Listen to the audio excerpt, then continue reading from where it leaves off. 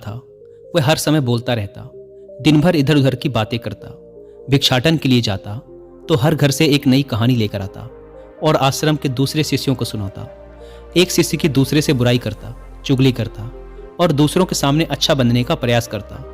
खुद के मुंह से ही खुद की तारीफ करता रहता और हमेशा ही खुद को गुरु के सामने सबसे बुद्धिमान और उत्तम शिष्य साबित करने का प्रयास करता। वह खुद को सभी शिष्यों से अलग और श्रेष्ठ मानता था। उसका कहना था कि मैं एक अमीर घर का लड़का हूं, अगर मैं चाहता तो एक आरामदायक और सुविधाओं से भरा जीवन जी सकता था, लेकिन मैं वो सब छोड़कर यहां आ गया क्योंकि मुझे सत्य की खोज करनी है, खुद को जानना है, जीवन को जानना है। इसीलिए मेरा त्याग तुम सबसे बड़ा है। एक दिन गुरु ने आश्रम के सभी शिष्यों को बुलाकर कहा, आप सभी को अगले 1 माह के लिए कोई ना कोई संकल्प लेना है। इससे आपकी संकल्प शक्ति मजबूत होगी और आप में आत्मशक्ति का संचार होगा। आप सभी अपनी अपनी सामर्थ्य के अनुसार कोई सा भी संकल्प ले सकते हैं और 1 माह से पूर्व आप में से जिस चीज का भी संकल्प टूटता जाए वो अपनी पुरानी दिनचर्या में वापस आते जाएं। सभी शिष्यों ने अपनी शक्ति के अनुसार छोटे बड़े संकल्प लिए और गुरु को अपने अपने संकल्प के बारे में बताकर वहां से चले गए।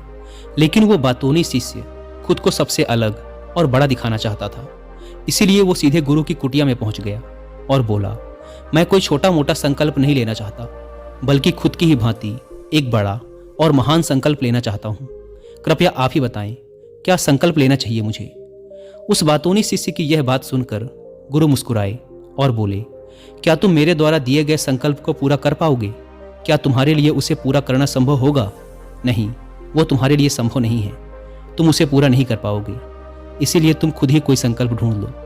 शिष्य ने कहा, नहीं गुरुदेव, आप जो भी संकल्प मुझे देंगे मैं जरूर उसे पूरा करूंगा, आप बताएं तो सही। गुरु ने कहा, ठीक है, तो तुम अगले 1 माह तक चुप रहोगे, मुंह से एक शब्द भी नहीं निकालोगे, यही तुम्हारा संकल्प है। शिष्य ने कहा, गुरुदेव, यह भी कोई संकल्प है? यह तो बहुत ही आसान है। 1 माह तक चुप ही तो रहना है। कोई बड़ा संकल्प दीजिए जो मेरी योग्यता के लायक हो, जिसे पूरा करने में मुझे समस्या हो। गुरु ने कहा, पहले तुम इस संकल्प को तो पूरा करके दिखाओ। शिष्य ने गुरु की बात मान ली। वह उसी समय चुप हो गया और पलटकर कुटिया से बाहर चला गया। उसे चुप रहना बहुत आसान लग रहा था। उसने एक दिन तो जैसे तैसे चुप रहकर काट लिया, लेकिन दूसरे दिन से उसके मन में ना बोलने का बोझ बढ़ने लगा।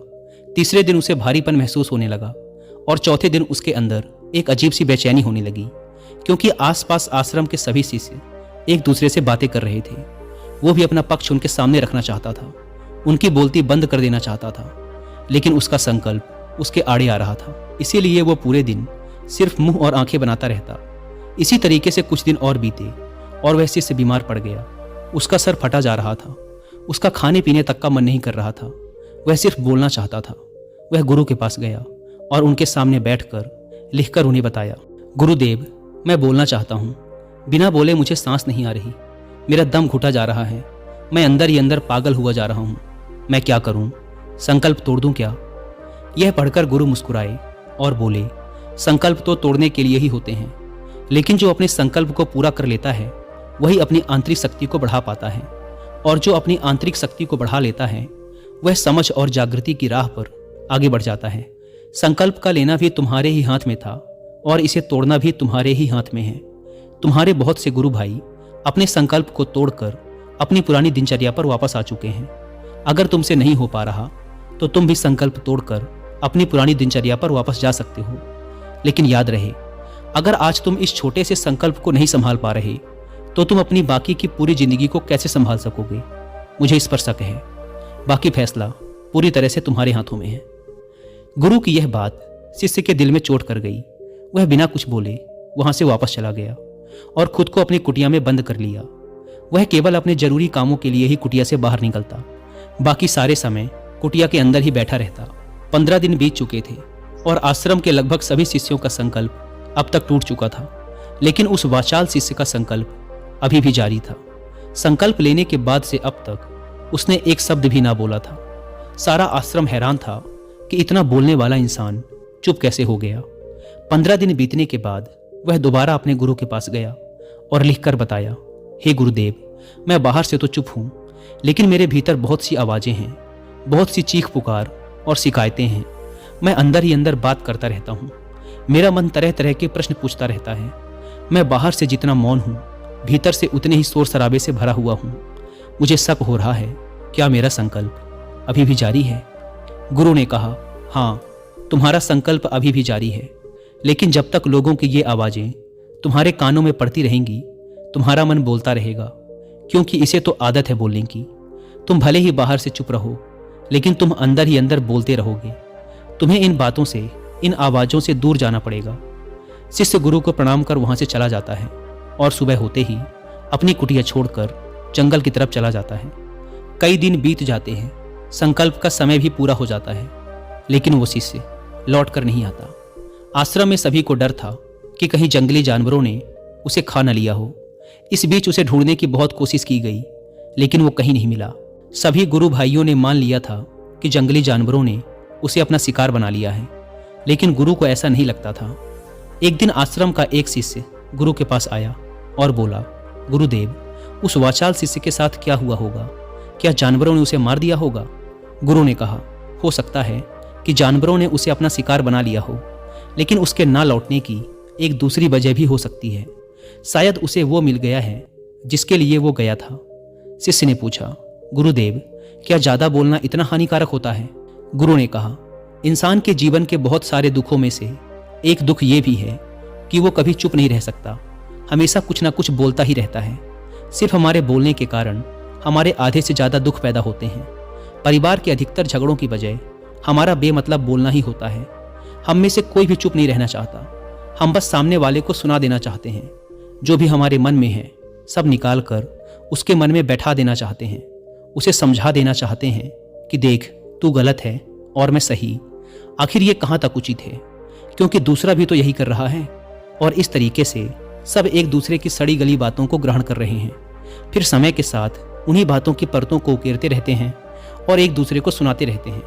इस तरीके से सुनने और सुनाने का यह काम जिंदगी भर चलता रहता है, लेकिन इस नासमझी में हम खो देते हैं अपना समय, अपना जीवन, अपनी समझ और सबसे महत्वपूर्ण वो कीमती पल जो जिए जा सकते हैं, जिनको अनुभव किया जा सकता है, जिनमें आनंद को प्राप्त किया जा सकता है। लेकिन इसके बदले हमें मिलता क्या है? कुछ नहीं, सब व्यर्थ और बर्बाद हो जाता है। इस पागलपन में हमने क्या खो दिया, इसका एहसास केवल कुछ ही लोगों को हो पाता है। बाकी लोग जैसे उन्हें अपने आने का पता नहीं, वैसे ही उन्हें अपने जाने का भी पता नहीं चल पाता। शिष्य ने कहा, तो फिर इसका समाधान क्या है? गुरु ने कहा, पूरी जागरूकता के साथ अपने विचारों को देखना, यही एकमात्र तरीका है सारी मानसिक समस्याओं का। दोस्तों, वर्तमान में रहकर पूरी जागरूकता के साथ अपना काम करना जिंदगी में चमत्कारिक बदलाव ला देता है। ऐसा कहना है फेमस जैपनीज जेन मास्टर सुनरियो सुजुकी का, जिन्होंने अपनी किताब जेन माइंड बिगिनर्स माइंड में डिटेल से समझा रखा है कि कैसे एक व्यक्ति अपने रोज के कामों को करने के साथ भी अवेयरनेस यानी जागरूकता का अभ्यास कर सकता है और एक mentally stable and happy life जी सकता है। अगर आप चाहें तो इस किताब की हिंदी में समरी भी सुन सकते हैं कुक एफएम ऐप पर। यह बुक समरी आपको अपने आप से मिलाने में मदद करेगी और आपके जेन माइंड को जगाएगी। जेन माइंड एक ऐसा मन होता है जिसमें सैलाब से उमड़ते विचारों को भी शांत करने की क्षमता होती है। इस बुक समरी को अच्छे से समझने के बाद एक स्वतंत्र, खाली और शांत दिमाग आपकी पर्सनैलिटी का हिस्सा बन जाएगा। और कुकू एफएम की बात करें तो यह इंडिया का सबसे बड़ा ऑडियो शो प्लेटफॉर्म है, जहां पर आप 10,000 से भी ज़्यादा ऑडियो शोज को सुन सकते हैं, वो भी 7 इंडियन लैंग्वेजेस में, और इनकी इंपॉर्टेंट बातों के नोट्स बनाकर उन्हें बात के लिए सेव भी कर सकते हैं। आपकी और मेरी तरह 2.5 मिलियन से भी ज़्यादा पेड सब्सक्राइबर्स हर रोज़ इस एप्लीकेशन का यूज़ कर रहे हैं। वैसे इस प्लेटफॉर्म का मंथली सब्सक्रिप्शन पड़ता है 99 रुपीज़ का, लेकिन अगर आप यूज़ करते हैं कूपन कोड WI50 तो आपको इसके फर्स्ट मंथ के सब्सक्रिप्शन पर मिलेगा 50% का डिस्काउंट, यानी ये आपको पड़ेगा 99 की बजाय सिर्फ 49 रुपीज़ का। ऐप को डाउनलोड करने की link description and first comment पर मिल जाएगी। आइए कहानी पर वापस लौटते हैं। उस वाचाल शिष्य को आश्रम छोड़कर गए हुए 3 महीने का समय बीत चुका था, लेकिन उसकी कोई खबर ना थी। अब तक तो सभी गुरु भाइयों ने भी उसके वापस लौटने की उम्मीद छोड़ दी थी, लेकिन एक दिन वह आश्रम लौट आता है। उसे देखकर सभी के आश्चर्य और खुशी का ठिकाना ना रहा। लेकिन अब वो नहीं था जो यहाँ से गया था, वो कुछ और ही बनकर वापस आया था। उसके अंदर एक गजब का बदलाव महसूस किया जा सकता था। उसके चेहरे पर एक गजब का ठहराव और आंखों में बड़ी शांति थी। आश्रम में आते ही सभी गुरु भाइयों ने उसे चारों तरफ से घेर लिया और बातें करने लग गए। वह भी अपने गुरु भाइयों से बातें करने लगा।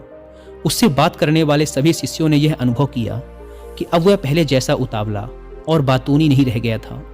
उसके मुंह से एक एक शब्द बहुत ही सुलझे हुए और मधुरता के साथ निकल रहे थे। थोड़ी देर तक गुरु भाइयों से बात करने के बाद वह सीधा गुरु की तरफ चला गया। उसने गुरु के चरण छुए और कहा, गुरुदेव, क्या मैं अब भी मौन हूं? क्या अब भी मेरा संकल्प जारी है? गुरु ने कुछ देर तक शिष्य की आंखों में बड़े ध्यान से देखा और कहा, हाँ, तुम अब भी मौन हो। तुम्हारे मुंह से एक भी शब्द निकल नहीं रहा और तुम्हारा संकल्प अभी भी जारी है। शिष्य ने कहा, गुरुदेव, जब मैं आश्रम से गया तो मैं मुंह से तो चुप था, लेकिन मेरे अंदर बहुत सी आवाजें थीं, मन में बहुत से प्रश्न थे और वो बंद नहीं हो रहे थे। तो मैं जंगल में और गहरा चला गया, इस उम्मीद से कि वहां मुझे शांति मिलेगी और मेरे मन की बकबक कम हो जाएगी। लेकिन मैं जितना एकांत में जाता गया, मेरे अंदर की आवाज उतनी ही तेज होती गई। मेरे भीतर की और पुरानी से पुरानी आवाज मुझे सुनाई देने लगी।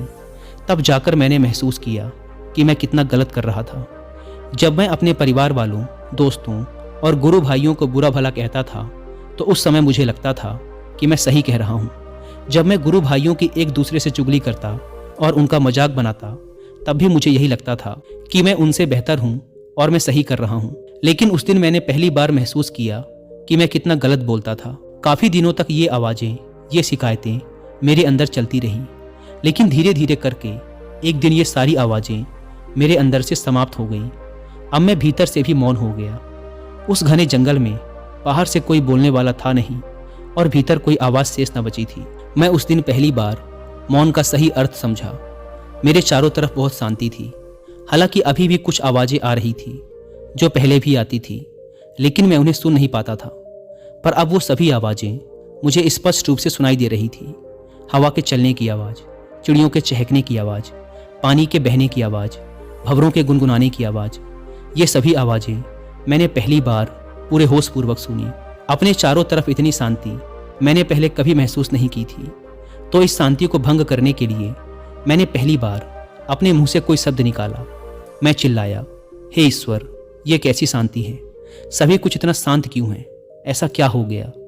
लेकिन मेरे चिल्लाने के बाद भी वो शांति भंग ना हुई।